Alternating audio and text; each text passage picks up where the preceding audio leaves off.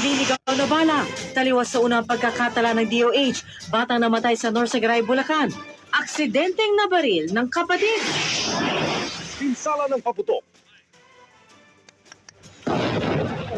Sa kabila ng mga babala, mayroon pa rin mga nabibiktima, kagaya ng 6 na batang magkakaibigan na nalapnos ang balat.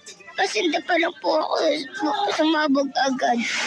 Bagong taong sa biyahe. Dahil na-delay ang dating ng mga bus, ilang biyahero nangangambang abutan ng medianoche sa daan. Saksihan din ang madamdaming paalamanan ng mga magkakamag-anak na hiwalay na sa salubungin ng 2016. Habang ang ilang pamilya may enchanted bonding.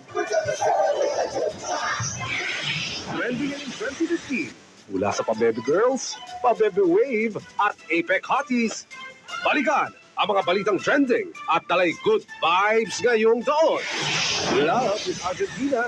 Silipin ang intimate moments sa special occasion ni Solen Yusaf at Nico Bolsico.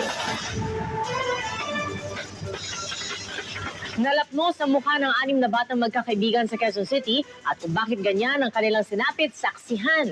Maya-maya lamang. Tunghayan din kung gaano katindi ang pinsala ng iba't ibang paputok, kagaya ng Goodbye Philippines at Goodbye Colombia.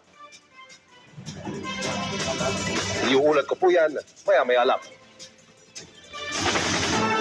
Nangangamba ang ilang biyahero pa probinsya na hindi na sila makakaabot sa medianoche kasama ang pamilya. Ang ilan kasing umaga pa sa terminal, inabot na ng gabi sa pag-aabang ng bus.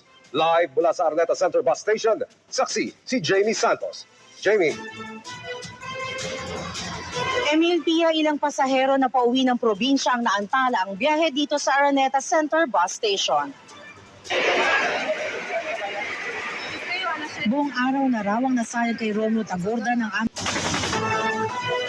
Mamaya sa saksi, ang kinahirat na isang batang hinostage sa loob ng isang kainan at ng lalaki ng hostage.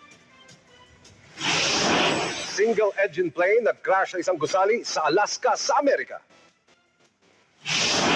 Silipin ang sweet moments sa special day ni Solen Yusaf at Nico Bolsico sa Argentina.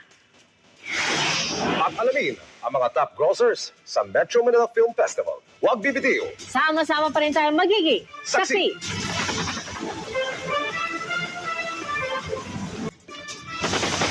At susunod na, isang single-engine plane nag-crash sa isang gusali. Regine Velasquez at Ogie Alcacid nag-gate crash sa isang Boracay wedding. At Solen Yusaf at ang kanyang fiancé na Argentinian, kasal na nga ba? Balitang atid na nag-iisang liga ng katotohanan. Sa sama-sama natin pagiging Saksi. saksi.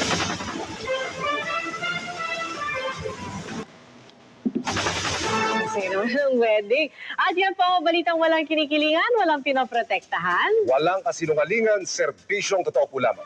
Susunod na ang The 700 Club Asia. Ako po si Emil Sumangit. Ako naman si PR Kanghel. Hanggang bukas, sama-sama tayong magiging saksi. Saksi.